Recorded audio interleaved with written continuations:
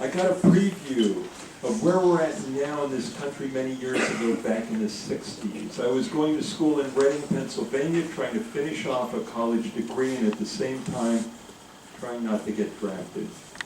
Anyway, a good friend who lived his life for music and moved to Reading to hang out a while.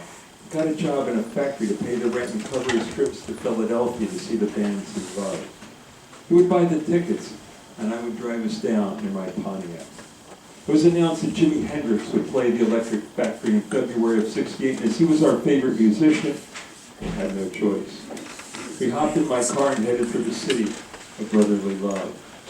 Summer before that, Frank Rizzo had become the commissioner of police in Philly, and he wasted no time in putting his stamp on the force. He was a racist bully, just like Donald Trump. And his take no prisoners policy was wearing everyone down. When we visited the city a couple of weeks before the concert, we noticed how gray everything had become. We filed into the factory on what we expected to be a historic evening, and we both commented on how quiet everyone was, depressed even. But I wasn't going to let it affect me. Axis Bold as Love had just dropped, and the last track on the record had become my favorite song for getting on.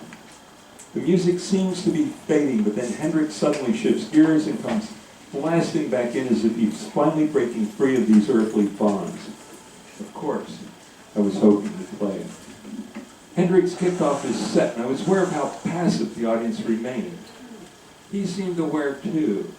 As he played, I could almost see what he was thinking. When he got near the end, the place where he usually smashed his guitar into an amp or bash it on the floor, he paused, looked at his amp, then glanced at the audience. He looked down at his guitar, then back at us again, and I could see the calculation. We weren't worth it. The whole dismal city wasn't worth it. He laid his guitar down and walked off the stage. I was bitterly disappointed, but I understood. My friend and I split and headed for my '64 Bonneville. I pulled out, just making it through a yellow light, and was greeted by a siren from an unmarked cruiser. I rolled down the window and said, "But sir," it hadn't turned red yet. In return, I got a tongue lashing from the nastiest cop I'd ever dealt with. He gave me a ticket with his other hand on his holster.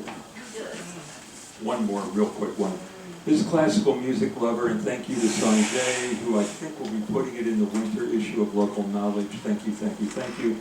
I was sitting behind the cash register at Eastside Bookstore on a warm summer afternoon in June 1976. The evening junkie group nod hadn't started yet, but they would eventually shuffle in one after another and assume their usual positions in front of the poetry section, where they would lean slowly forwards and then backwards. So far you'd think they'd fall, but they never did. Defying gravity for hours until the end of the night. When I had to close, I would gently tell them, "You really do have to leave now." But I never touched them because I'd learned from bitter experience how badly it freaked them out. They'd scream and wave their arms around, knocking books off the shelves, and then have to beat a retreat back to the register. Anyway, I was listening to the Velvet Underground, my favorite band at the time, turned up real loud on the stereo. When a grizzled gentleman stepped into my field of vision, glared at me and snapped, "Turn that shit off and play some decent classical music." I almost said, "Fuck you," but I recognized him. It was Charles Bukowski.